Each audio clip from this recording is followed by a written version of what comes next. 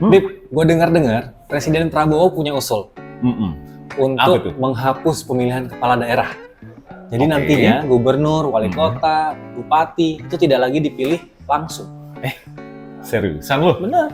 Wah, gila. Gimana kalau kita bahas aja? Karena udah pegang kartu juga, Iya. langsung Mari aja kita kita bahas mainkan di di Flipside. Flipside.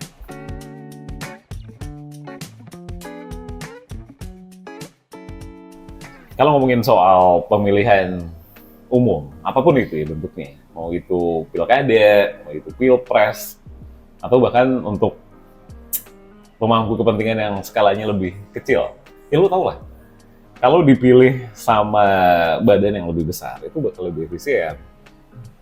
Pilkada, itu banyak banget loh ininya, cost-nya, dan data-data ini membuktikan kalau pemilihan dilakukan sama DPRD itu bakal lebih efisien. Jadi nih Kram, kalau kepala daerah dipilih sama DPRD itu, lu jangan mikir ini hal baru. Ini tuh udah lama, cuman emang baru rame lagi. Gara-garanya presiden kita, Pak Prabowo, itu baru ngeluarin lagi wacana ini di apa ya waktu itu acaranya? Oh iya, ini dia. Ulang tahun ke-60 Partai Golkar. Acaranya sih tanggal 12 Desember kemarin. Nah, waktu itu tuh Pak Prabowo bilang, gimana kalau pilkada itu cuman milih anggota DPRD aja. Nah, habis itu DPRD nanti bakal milih gubernur, bupati, sama wali kota. Dia bilang kayak gitu. Nah, tapi yang dibilangin sama dia nggak cuman bilang-bilang nggak ada alasannya. Dia bilang, nih, kalau kita mengimplementasikan hal kayak gitu, alias kepala daerah dipilih sama DPRD, itu udah ada contohnya di negara-negara tetangga kita. Apa aja sih negaranya? Negaranya ada Malaysia, ada Singapura, terus India. 3 negara itu cuma milih DPRD. Terus habis itu anggota legislatifnya yang milih gubernur sama bupatinya. Kalau menurut Pak Prabowo, sistem pilkada yang nggak langsung alias dipilih lewat DPRD itu bakal bikin lebih efisien dan ujungnya makan banyak biaya. Lagi-lagi, Pak Prabowo bilang kalau sistem pilkada yang sekarang itu terlalu mahal, Kram. Di catatan gue, Pak Ridwan Kamil, iya, Cagup Jakarta yang kemarin itu, dia aja bilang dana kampanyenya sampai 60 miliar loh, Kram. Alias kalau gue sih ini udah 60 miliar alias pusing gitu kan. Dana ini dipakai buat bikin apa aja sih? Banyak banget. Dari mulai alat peraga kampanye. Terus acara kampanyenya sendiri itu makan duit yang gak sedikit kan. Kan nggak mungkin juga ya dana kampanye yang segede gitu duitnya dari kantong dia. Udah pasti ada backingannya lah, ada sponsornya, ada pemilik modalnya. Yang ada habis menang nagih lagi, pengen buru-buru bahal gitu kan. Terus yang lebih parah lagi, ada potensi politik duit alias money politik. Ini kan hal yang paling males ya. Nah, serangan wajar lah. Belum lagi kiriman-kiriman, bungkusan-bungkusan yang niatannya buat bantu rakyat. Tapi ternyata itu titipan doang karena ada label gubernurnya lah, ada label calon wali kotanya lah. Males banget nggak sih lo? Nah kalau udah gini, kontrol potensi suap itu harusnya bisa ditekan kalau yang milih DPRD. Karena yang milih lebih sedikit. Nggak cuma itu, Kram. Kalau lo merasa masih kurang kuat, ada nih hasil penelitian Litbang Kementerian Dalam Negeri, itu juga nyebutin biaya politik buat jadi bupati atau wali kota itu rata-rata berapa coba? Tebakan lo. Nih, nggak main-main, 30 miliar, Kram. Kalau jadi gubernur, lebih gila lagi. Bisa kali 3 lebih. 100 miliaran buat tiap calon. Ya, mana ada sih yang gratis kalau pilkada langsung. Itu baru dari sisi calonnya. Makanya nggak heran Pak Tito Karnavian, Mendagri kita, ngomong kalau salah satu alasan dia ngusulin evaluasi pilkada langsung itu ya biayanya kegedean. Mbak Tito bilang, biaya politik mahal itu ngabisin APBN sama APBD. Ya iyalah, duit mana lagi yang dipakai. Catatan Kemendagri aja, anggaran pilkada serentak tahun ini itu sampai lebih dari 41 triliun. Gile, gede banget, Kram. Coba deh, kalau anggaran itu dikonversi alias dipakai buat program pendidikan gratis, infrastruktur, sampai program makan bergizi gratis. Lebih efisien, lebih kepake, lebih jelas kan? Alasannya penghematan, yakin loh. Kalau alasannya karena alasan penghematan biaya pelaksanaan pilkada, kayaknya nggak jadi jaminan ya. Karena kalau ditunjuk langsung DPR, ini kan cuma kayak menggeser persoalan aja. Politik uang atau money politics yang menyasar pemilih lewat praktek beli suara alias vote buying, di pilkada langsung justru nanti ditransfer ke dalam ruang gelap lobby-lobby politik di tingkat legislatif daerah. Inefisiensi biaya penyelenggaraan pilkada justru mencerminkan lemahnya kemampuan jajaran penyelenggara pemilu kita serta pembentuk undang-undang dalam menyelenggarakan pesta demokrasi lokal. Sehingga menurut gue nih, pilkada yang dipilih DPRD tidak serta-merta mampu mengusir praktek politik uang. Cuma geser hanya kepada sejumlah elit kunci. Bisa saja memang kalau langsung ke rakyat, yang terjadi adalah politik uang. Tapi kalau langsung ke anggota DPRD, bisa aja lebih gede. Misalnya mobil, rumah, tanah, ya kan? Let's say kan udah ada nih undang-undang pemilu dan undang-undang pilkada yang melarang praktek politik uang. Tapi tetap aja, uang dan mahar politik untuk membeli kursi pencalonan pasti akan terus terjadi. Jadi sebenarnya bukan kesalahan pada sistem pilkada yang harus diubah, tapi kesalahan besar yang terjadi saat ini ada dalam kultur demokrasi kita. Justru, ini lagi-lagi nih, kalau lo lihat dari yang selama ini sering terjadi, itu banyak banget uang yang beredar dan akhirnya dimanfaatkan untuk tujuan yang gak benar, alias money politik. Dengan adanya pemangkasan seperti ini, money politik bisa lebih berkurang. Nih, hal yang paling nyebelin dari setiap pemilu, mau pilkada, mau pilpres, tapi kan kita lagi ngomongin pilkada nih Kram ya. Itu tuh yang namanya politik uang yang menyasar masyarakat golongan manapun sebenarnya, itu nyebelin banget kan. Lalu lu tau lah perkara itu. Nah, kalau yang milih DPRD, itu potensi suapnya jauh lebih kecil, Kram.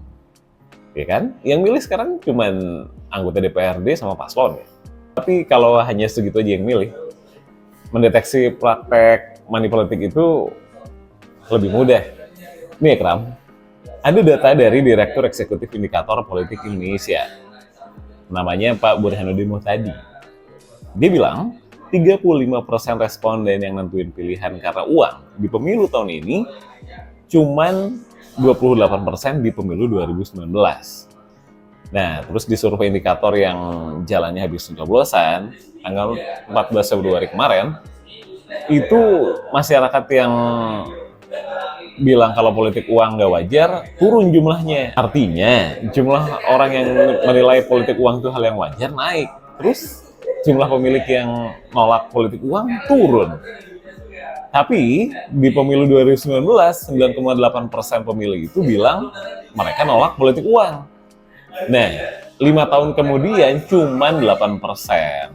Nah, survei ini nggak main-main. Kalau pada nggak percaya, lu nggak percaya, ini dijalanin di 3.000 tempat pemungutan suara alias TPS. Masa sih nggak benar? Nah, kalau ngeliat kondisi itu, Pak Burhanuddin bilang, dia kan guru besar ilmu politik UIN Syarif Hidayatullah ya.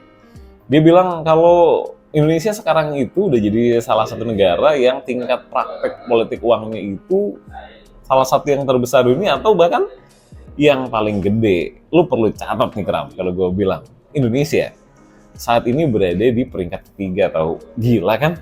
Cuman kalah sama 2 negara doang. Udah gitu negaranya menurut gue sih kurang keren ya. Negara pertamanya itu ada Benin, terus sama Uganda, 2 negara di Afrika. Enggak banget lah. Data ini ada landasannya Kram, dilakuin di 2 pilpres sebelum sekarang, yaitu tahun 2014 sama tahun 2019. Hasilnya, ada 33% alias 62 juta dari total 180 juta pemilih itu terlibat praktik jual beli suara. Gila nggak lo, Kram? Data ini juga dia sampaikan di riset ilmiahnya yang berjudul Votes for Sale Klientelisme, Defisit Demokrasi dan Institusi. Dirilis di proses pengukuhannya sebagai Profesor Ilmu Politik UIN Jakarta. Makin gak main-main kan? Di riset itu juga disebutin kok kalau politik uang tuh cuma nyumbang 10% suara. Tapi jumlah itu cukup efektif meskipun kayaknya kecil ya. Kalau kita ngelihat dari konteks pemilihan legislatif dan persaingannya sama sesama calon dari partai yang sama gitu. Tapi jangan lupa juga, pemilihan kepala daerah itu mendatangkan potensi ekonomi bagi beberapa orang. Jadi kalau kita hilangkan itu, otomatis kita juga kehilangan kesempatan perputaran uang puluhan triliun. Seperti kita ketahui bersama, kalau pemilu itu jadi ajang perbaikan ekonomi. Kenapa? Karena di sana ada perputaran uang gede banget yang sampai nilainya puluhan triliun rupiah. Para pengamat dari Indef atau Selios mengatakan setidaknya perputaran uang pada Pilkada 2024 diprediksi menyentuh hingga 20 triliun rupiah. Angka ini diambil dari jumlah kabupaten kota di Indonesia yang telah mencapai 500 dengan asumsi masing-masing kabupaten kota punya maksimal 2 pasang calon. Adapun jika merujuk pada data Komisi Pemberantasan Korupsi pada tahun 2020, per calon kepala daerah itu mereka bisa menghabiskan 20 hingga 25 miliar di tingkat kabupaten. Masing-masing ya kita pukul rata lah, 20 miliar dikali 1.000 pasangan. Jadi yang akan berputar itu uangnya minimal sekali ya, 20 triliun. Jadi yang akan berputar itu minimal banget ya, 20 triliun. Nah, perputaran uang ini larinya kemana? Ya macam-macam. Yang pasti paling besar tuh di sektor real dan industri kreatif. Ada sektor makanan, minuman, logistik, transportasi, dan pergudangan, termasuk jasa souvenir. Oh ya, nggak ketinggalan, sektor advertising atau periklanan kan berdampak juga. UMKM juga pasti dong kecipratan. Coba deh lihat efeknya lebih luas. Akan ada berapa potensi perputaran uang yang hilang apabila pemilihan kepala daerah juga dihilangkan. Seenggaknya pemilu bisa jadi masa bernafas lega lah bagi mereka yang industrinya terpukul karena pelemahan ekonomi saat ini. Masalahnya, ketika sudah terjadi perputaran uang yang segitunya, biasanya terjadi konflik. Ketika sistemnya diubah, konflik-konflik yang tidak penting bisa diminimalisir. Kram, lu inget gak sih? Setiap pilkada, terus setiap pemilu deh, itu yang namanya konflik itu kan sering aja terjadi gitu ya. Entah pas pemilunya, sebelum pemilunya, atau bahkan berapa waktu setelah pemilu gitu. Udah lewat tahunan aja kadang-kadang masih aja ada yang ribut-ribut gitu ya. Nah, hal-hal kayak gini kan bikin gak enak gitu. Situasi di media sosial gak enak, situasi kalau ngobrol langsung juga nyebelin gitu kan kadang-kadang. Nah, kalau dijalanin sistem pemilihan sama DPRD, ini kan sifatnya internal dan tertutup ya. Konflik-konflik kayak gitu bakal lebih terminimalisir lagi. Memang sih ini kayak balik lagi zaman Orde Baru ya, cuman bedanya kalau dulu kan masing-masing fraksi itu tinggal nyalonin kandidat sesuai ketentuan persyaratan perolehan kursi aja. Nah, tapi kalau ini kan beda lagi. Sedikit banyak sih memang kayak zaman Orde Baru. Cuman jangan lihat Orde Baru itu sebagai sesuatu yang jelek. Di sini kita lihat, Kram, kalau masing-masing fraksi itu tinggal nyalonin kandidat sesuai sama persyaratan minimal perolehan kursi. Nah, dari situ partai bakal bersaing deh buat dapetin kandidat terbaik sama jadi ajang kaderisasi partai. Nah, terus kalau masalah ngomongin konflik ya, ini kan lagi-lagi namanya konflik tuh bukan cuman merugikan secara fisik dan mental ya, tapi juga banyak hal yang jadi terhambat gara-gara ada konflik kayak gini. Contoh nih, di pilkada tahun ini aja, Bawaslu itu nerima 1.500 laporan dugaan pelanggaran pilkada. Kalau itu nggak dikelola dengan baik, bisa-bisa ya makin banyak deh konfliknya. Yang ada, tiap hari kita berhadapan sama yang namanya demo terus di mana-mana. Demo emang nggak pakai duit lo pikir? Nah, lagi nih, Pak Tito juga bilang, selain makan biaya, pilkada langsung itu juga bisa bikin konflik kayak gini. Konflik sama dengan makin banyak duit yang kebakar. Pak Tito juga bilang pemilihan sama DPRD ini proses yang demokratis kok menurut dia. Jadi nggak menghilangkan kedemokratisan Indonesia. Mungkin lu sama sebagian stansers yang lain bakal bilang, kalau sistem pemilihan kayak gini nggak demokratis dong. Lu mesti ingat kan, demokrasi itu kan nggak cuma demokrasi langsung. Ada yang namanya demokrasi perwakilan. Kalau DPRD sih, ya tetap demokrasi juga lah. Cuman demokrasi perwakilan. Pilkada ini, kalau langsung, udah sering kan, bikin polarisasi politik, terus ada politisasi agama, suku, ras, antar golongan. Nggak banget lah pokoknya. Kalau lewat DPRD, potensi ini bakal berkurang jauh. Contoh nih ya, contohnya, kalau lu pengen penasaran banget contohnya, ada Pilkada DKI Jakarta tahun 2017 yang bikin polarisasinya tuh kuat banget di antara pendukung Anies Baswedan sama Basuki Cahayapurnama atau Ahok yang bikin demonya berjilid-jilid sampai julid kram. Nah, tapi kalau pilkada lewat DPRD, ini politik iklimnya bakal jauh lebih stabil dan prosesnya juga lebih terstruktur. Nggak banyak proses panjang kayak sosialisasi, kampanye, penyaluran logistik. Terus yang paling bikin deg-degan dan makan biaya juga, rekapitalisasi suara berjenjang. Itu banyak banget kan dinamika kampanyenya, terus namanya kampanye pasti ngundang banyak orang. Kalau udah namanya banyak orang, potensi konfliknya makin gede. Satu lagi, kalau pilkada lewat DPRD, posisi DPRD bakal lebih kuat dan bakal punya peran yang lebih besar dalam menentuin arah kebijakan pemerintah. Tapi menurut gue nih ya, yang paling penting nih Mara, belum tentu yang dipilih DPRD itu sesuai sama yang rakyat mau. DPR bahkan telah menyetujui pengesahan rancangan undang-undang pilkada yang mengubah mekanisme pilkada langsung yang sudah berlangsung sejak 2005 menjadi dipilih DPRD. Tapi undang-undang itu dibatalkan SBY dengan menggunakan peraturan pemerintah pengganti undang-undang sebab desakan besar dari masyarakat sipil. Bisa jadi yang nanti menjabat kepala daerah hanyalah mereka-mereka yang sesuai dengan selera elit. Praktek ini membuat politik oligarki makin mengental di kancah demokrasi lokal. Analis politik dari Universitas Padjadjaran, Kunto Adiwibowo menilai, latar belakang adanya pilkada langsung justru diakibatkan pilkada yang dipilih DPRD di era Orde Baru menyimpan segudang masalah. Pilkada yang dipilih DPRD saat itu justru melanggengkan praktek politik uang yang jumbo di dalam tubuh lembaga legislatif itu sendiri. Oke, balik lagi seperti poin gue yang pertama ya. Kalau akan ada yang namanya jual beli dukungan, jual beli suara, jual beli kursi dari para anggota DPRD untuk keterpilihan kepala daerah. Ini namanya disebut candidacy buying dan sebuah bentuk money politics juga sih, bukan cuma vote buying. Jadi vote buying nantinya berubah menjadi korupsi politik untuk mendapatkan dukungan dari DPRD. Praktek ini juga berisiko membuat kepala daerah terpilih memiliki segregasi dengan keinginan rakyat. Nah, kalau ini jadi dilakukan, ya jangan harap ada demokrasi lagi. Ini kan kayak elit berpikiran, ya sudah sekalian sajalah kita bikin kerajaan.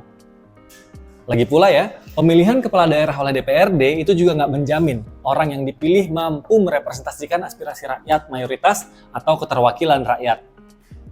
Akan sulit menghasilkan pemimpin terbaik dari tokoh-tokoh yang ada di daerah tersebut. Pilihan DPRD cenderung hanya berputar pada tokoh-tokoh yang dikenal oleh DPRD saja. Sehingga tak menutup kemungkinan membuat legislatif menjadi superior terhadap eksekutif. Yang ada nih, legislatif bukannya mengawasi eksekutif, bahkan mereka jadi mengendalikan eksekutif. Ini membuat pihak eksekutif lebih mementingkan kepentingan legislatif daripada kepentingan rakyat. Jadi gimana Stansers? Kalian setuju atau enggak? Kepala daerah dipilih sama DPRD. Kalau setuju, pilih flip. Kalau nggak setuju, pilih side. Jangan lupa like dan subscribe Stance ID untuk menikmati video-video seperti ini.